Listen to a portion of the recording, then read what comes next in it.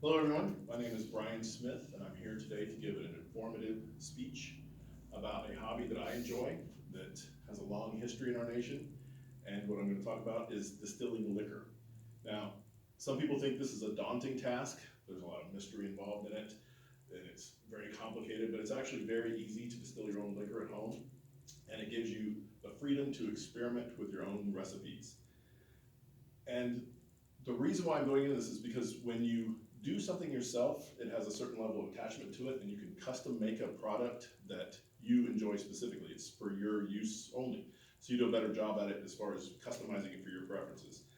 And as an example, it's kind of a sidebar. Imagine you're in a kitchen and you're combining ingredients and you're gonna make some bread at home. So you take all these things, you mix them together, you put it in the oven, the whole room smells great. And when you take it out, don't you think that if you had the opportunity to compare your loaf of bread that just came out of the oven that you made yourself versus taking a slice out of a bag of Wonder Bread, which one are you gonna pick? You're gonna take yours because you've made it, you've done this several times, you know exactly what you like, and you've made it in the way that you prefer, so that's the way you would do it. So, once you've dialed in your recipe, you'll think that your liquor is better than anything else you can buy in a store. Now, I grew up in an environment where you would go to any refrigerator or freezer and you would see a little mason jar with clear liquid in it, and you would see these things in there, and you're not supposed to touch them when you're a little kid, excuse me. But over the years, I would be the one who would grind the corn for my grandfather, all that kind of stuff. He had a still on his property, but I would gradually, as I got older and older, research how to do this a little more, so it was more than just a little side topic. I would read some books, start making my own stuff. Started out with beer, then I made a little wine, but now these days I do the distilled liquor, and I've made things like bourbon, which is my personal favorite, some genuine German schnapps, peach, plum, apricot, things like that, that are not like that syrupy sweet stuff you would buy in the store. I can make brandy, anything like that I can make, and it's very, very simple to do. So today I'm going to talk about the laws that impact doing something like this, the societal misconceptions for making this happen, and why and how this is becoming a very, very popular hobby that's kind of under the table a little bit, but it's starting to merge in a very, very big business. So, first I'm going to tell you a little bit about how the regulations vary from state to state. Now, a still, to get into that a little bit, just to tell you what it is, because people have this misconception. A still is really only like a little heater that heats up a liquid to the point where this liquid evaporates, and then it gets up here and it condenses, and then it comes down. So there's not much to it really, but there's still some regulations, as I was saying, about why and how you can make with this stuff. So the federal government says you can own a still of any size. You can do pretty much whatever you want with it, which is odd, but you can make distilled water, you can make essential oils, you can even make fuel for machinery, all on your own, and the federal government doesn't care one bit. You can even make liquor as long as you buy a permit from them. So you can do all that. Now the states have a little different rules. Now Alistair Bland wrote an article describing legal variances in several states. As an example, Missouri, he wrote, while most states prohibit home moonshining, state laws sometimes conflict with federal law. In Missouri, for example, a person 21 or over can make up to 100 gallons per year of liquor for personal consumption. That's a lot. So you would have to really, really be moving a lot of personal liquor to need more than 100 gallons a year. And I should make another little side note, is that I love making it, but I'm really not much of a drinker. So for me, it's the hobby of making it and then trying it out and seeing what I can do. And I've made a lot of different things, sake. You can make anything liquor related you can make on your own if you just practice a little bit and get it down, but it's not that hard. So as I was saying, the laws vary from state to state, so you kind of want to check in on what needs to be done. But I'm also going to tell you about the societal misconceptions, which I think are rooted a little bit deeper in our society about when we use the word still. Because when you say still, a lot of times for some reason people think of something from the Deliverance, where you've got a little toothless boy in bib overalls sitting there with a banjo on a porch back in the holler up in the woods. And they think that guy is the guy who makes this homemade liquor. And they also think that the homemade liquor itself is extremely dangerous. Both of those things aren't true. So the public misconceptions, they come from if you don't buy something from a major manufacturer, which is a bizarre concept in this country, but if you don't buy something from a major manufacturer, then suddenly it's a dangerous item. And that's so far from the truth, it's not even funny. One of the big rumors is that you tell people if somebody says, oh, you made this, you know, and their first thought, a lot of them ask is, does moonshine, does it make you go blind? No, it can't make you go blind. That is just it's something that we'll get into a little bit why that happened, but it's just a really, really big misconception. So, because when there's distilling process, just so you know, there's two basic things that happen, two primary products at the end. You're gonna get methanol and you're gonna get ethanol. Now, methanol has a boiling point of 148 degrees. Ethanol has a boiling point of 173 degrees. So when you're taking this little device and you're heating things up, really it's just common sense. You just have to kind of watch the thermostat or watch the thermometer, and that will tell you when you're a certain level, you know what's coming out the other side. And then you just dispose of it. Or you can take the methanol and you can do lots of really cool things with it. You can use it for lighter fluid, you can use it for cleaning products. It usually, with the stuff I make, has a really interesting vanilla scent. So when you toss it on a fire or something like that, it has a really nice aroma. And when you're clean with it, you can use a really nice aroma there too. But someone would really, really, really have to try in order to make a product that's dangerous. In other words, you would have to take that methanol and you would have to retain it and then get more and more of it and then dump it all together, which there's no point in doing it. It's stupid. At that point, yes, it would become dangerous, but it was something you really have to make an effort to do. So where do the rumors about the moonshine going blind, all that kind of stuff come from? They come from money, basically.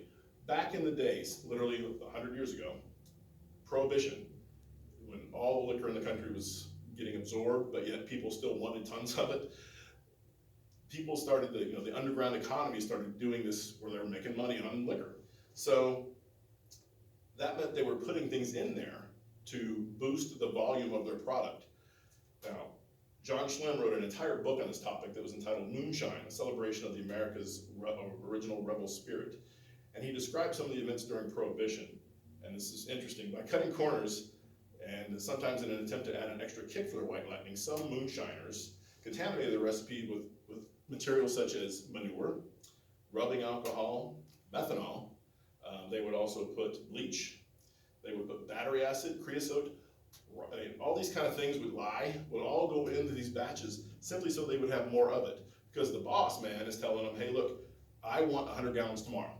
And we're selling it for this price, give me 100 gallons. So they'd be like, well, what do we got laying around, boys? Well, there's some manure, but toss that in there because it'll make it seem bigger. So that's the kind of thing they were doing back then. And that's why, sure, if you were drinking something that somebody dumped a bunch of rubbing alcohol or lye or bleach in, yeah, that is going to cause some major health issues in that product. But it's not something that would happen today if you're doing this yourself. Another common rumor is that it still can become a bomb. That's not true either. It could, but you would have to really, really try, and there'd be a lot easier ways to do this. A still in this day and age is easier to form and safer than a pressure cooker that you would use in your kitchen. Much safer. So distilling is not magic, and there's a large market for buying stills of every size. Less than a mile from where I'm standing right now, you can walk into a store and you can buy a little still. Then all you need to do is you put your material in there that you fermented for a couple of weeks. You pour that in there, you plug it in, and you push a button, and an hour later, you've got liquor coming out. It's that simple. It's as easy as a coffee maker. You got a Keurig, you can make liquor. So, at these stores, you can buy everything that you need, from the stills to the consumable products. It's basically like a walk-in. If you've got nothing right now, you can walk in the store, you can buy a little still, you can buy the malted barley, lots of different flavors, you can buy rye, you can buy the charred oak for aging if you're making something like bourbon. And this is enabling people, this modern time is enabling people to make something, to start this hobby and basically make all their cocktails basically from scratch and say, I made every part of this. So another output from being able to do this, and a reason why this hobby is becoming more and more popular, is that our markets are seeing many smaller, more unique brands of distilled liquors.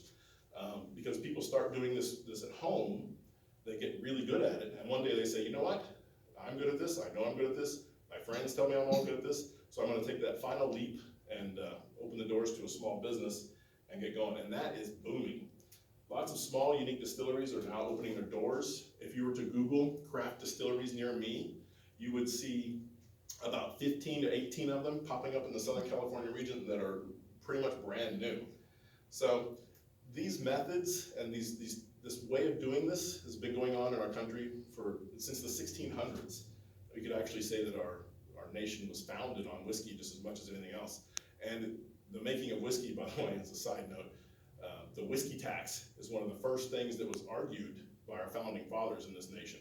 Nobody was happy with the whiskey tax when that got put in.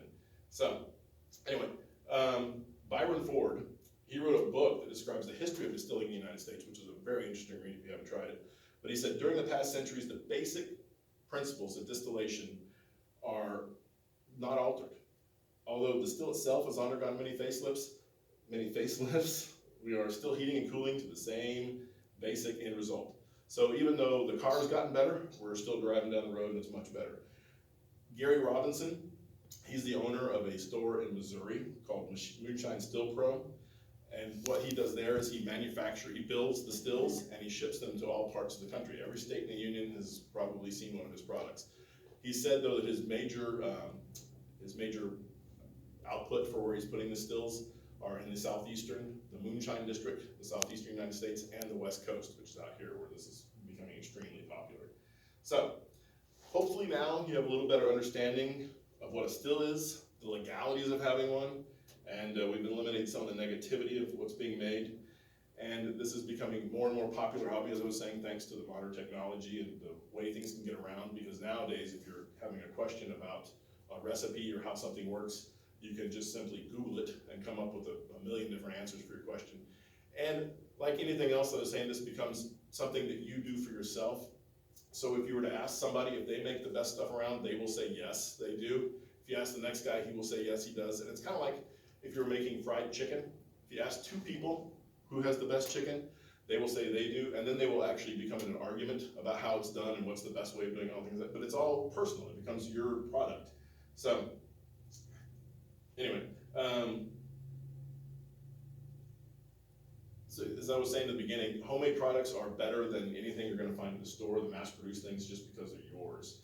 So, and regardless of what they are, our hobbies, they are our ways to create memories and have fun times with the family. And when they were both young, my sons, they learned from some of the things working with me in the kitchen. They would learn how to make measurements, how to be safe, how to clean things, how to grind corn. They would listen to all this stuff with me, and they would hear some of the old school, family stories about how things were back in the day. So mom might have taught them how to make bread or quiche, but dad taught them how to make whiskey. So thank you. Have a nice day, and I appreciate it.